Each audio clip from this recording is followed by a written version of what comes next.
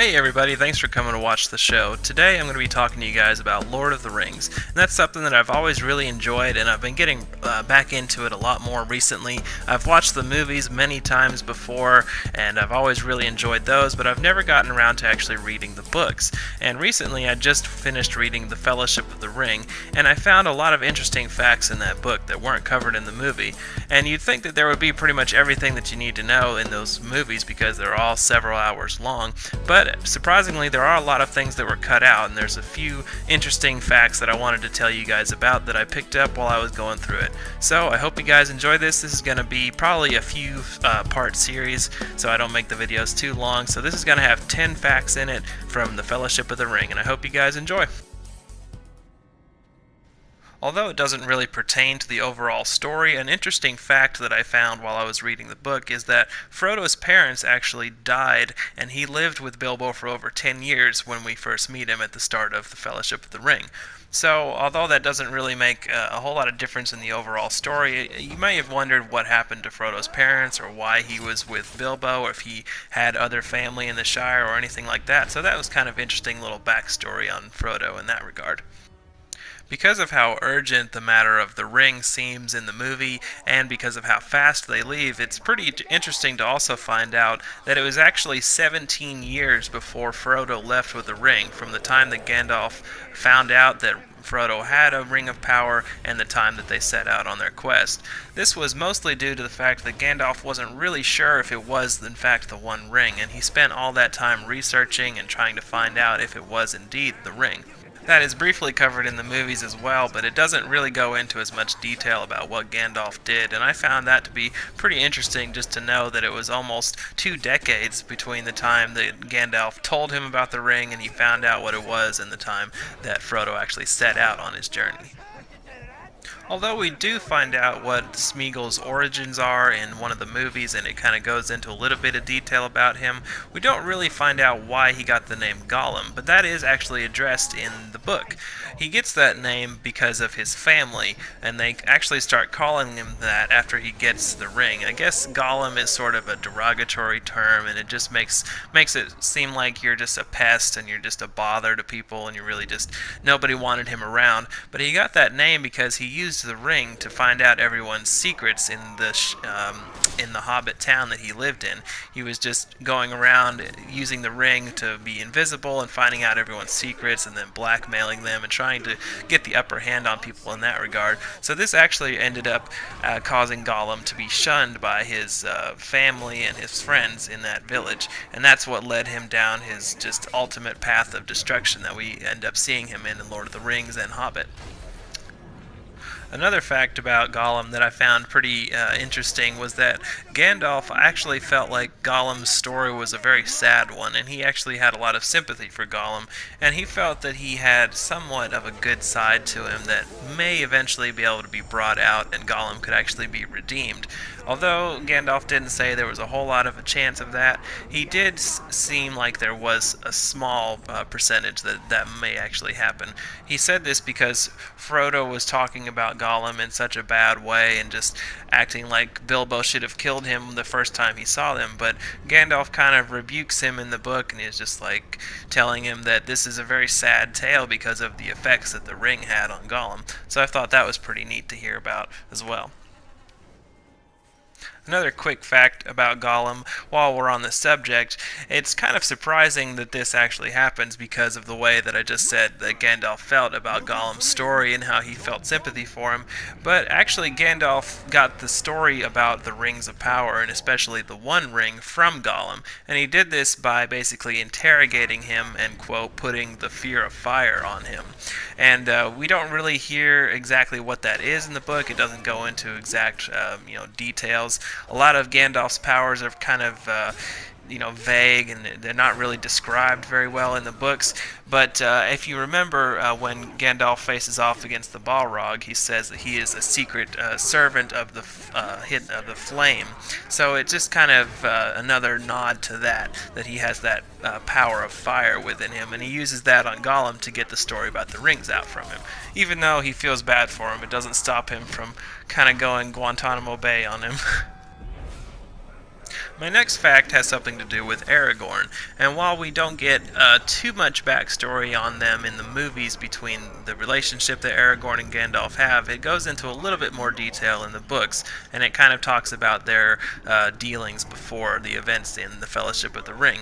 And it talks about how Aragorn actually helps Gandalf find Gollum, because this is something very important to Gandalf during that 17-year stretch between when he tells Frodo about the ring and when Frodo sets out. He's trying to find Gollum to kind of hear a little bit more about the ring and what it is, because Gollum is the last one that he knows had the One Ring. So Aragorn uses his skills as a ranger to help track down Gollum, and he actually ends up helping Gandalf capture him and interrogate him. Although in the movies the Ints, the tree creatures, don't show up until the Two Towers, they do kind of show up a little bit in the Fellowship of the Ring. I don't think Tolkien really knew exactly what he wanted to do with them when he first wrote the Fellowship, because he didn't really have them speak or do a whole lot, but they do show up in a scene that's cut out of the Fellowship of the Ring movie where Frodo and Merry and Pippin, as well as Sam, head out through a wooded area that's kind of near the Shire, and while they're going through this forest, they're actually set upon by an Int. It doesn't specifically say that it's an Int, but it is pretty much obvious that it is one. What actually happens is that Merry and Pippin fall asleep underneath a tree, and they're actually swallowed up by it while they're sleeping on it, because the tree kind of views them as intruders on the forest and wants them to leave, or he just wants to kill them, basically. But Merry and Pippin are actually rescued by a character that is completely removed from the movies, and is one that has a lot of kind of mythology and a lot of speculation behind him, and that is Tom Bombadil. And if you're like me, where you'd never read the books before, you probably don't really know what Tom Bombadil is or what he really contributes to the story, and he doesn't really add a whole lot to the overall narrative, like a lot of the things that the hobbits encounter along the way, but he is a very interesting and unique character. There's nobody quite like him. When I first started reading him in the book, I felt like he was really just kind of annoying, because he just kind of sings songs and does little poems for the hobbits, and he kind of rambles on about different things, but the more time that they spend with him, the more obvious and apparent that it becomes that he is just a very powerful individual, and he may in fact be one of the most powerful people in all of Middle-earth. And that is demonstrated by the fact that the One Ring has absolutely no effect on him. Frodo actually lets him hold the ring, and it doesn't make him turn invisible or have any effect on him where Tom wants to hold on to the ring or anything like that. Tom's power is also demonstrated by the fact that he frees Merry and Pippin from the tree that's holding them just by singing a song to it. The tree opens up when it hears Tom's words, and it just releases Merry and Pippin. So he pretty much has control over the entire region that he inhabits. Tom cannot set foot outside of his own basic region, the Old Forest, but while he's in that region, he pretty much has absolute power. So it's a very interesting character, and one that would have been neat to see in the movie, but I see kind of why they cut him out from it, because he didn't add a whole lot to the overall story. But he is a very interesting character to know a little bit about. There's lots of different little kind of speculations and stuff about him online, so I'd recommend that you check him out if you're interested in hearing more about that. My next couple of facts are also about Tom, and these just kind of show a little bit more about what he's able to do and some of his various abilities.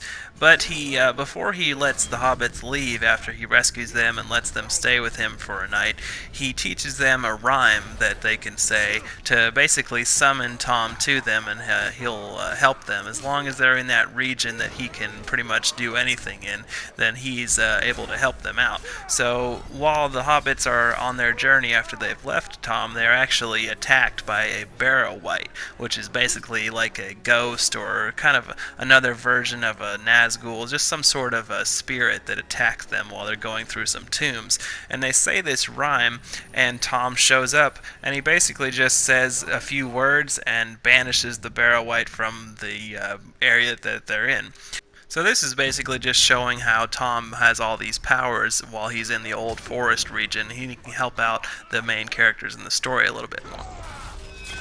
And my last fact about Tom is another demonstration of his power.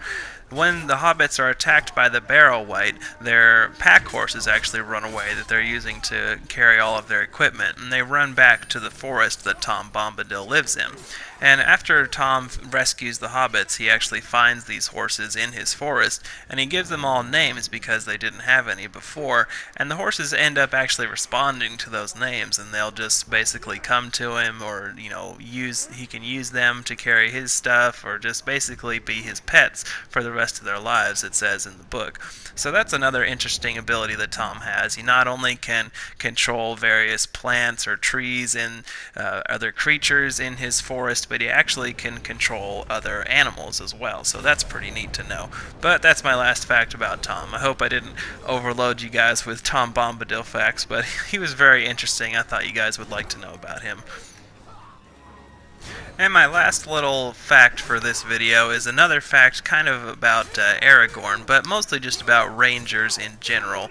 We hear that term ranger kind of tossed around a lot in the movie, but it never really says exactly what they are. But we get a little bit of insight about that from the people in Bree, the town that the hobbits visit when they actually meet Aragorn.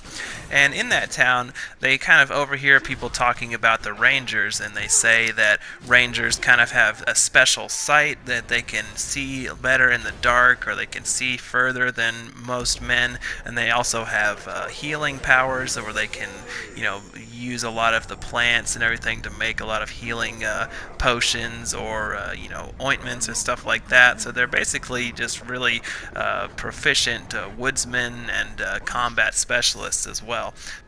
We of course see how great of a fighter that Aragorn is in the movies. We see him take on hordes of orcs all by himself, but we also see him kind of show his other ranger abilities a little bit in the book and in the movies as well.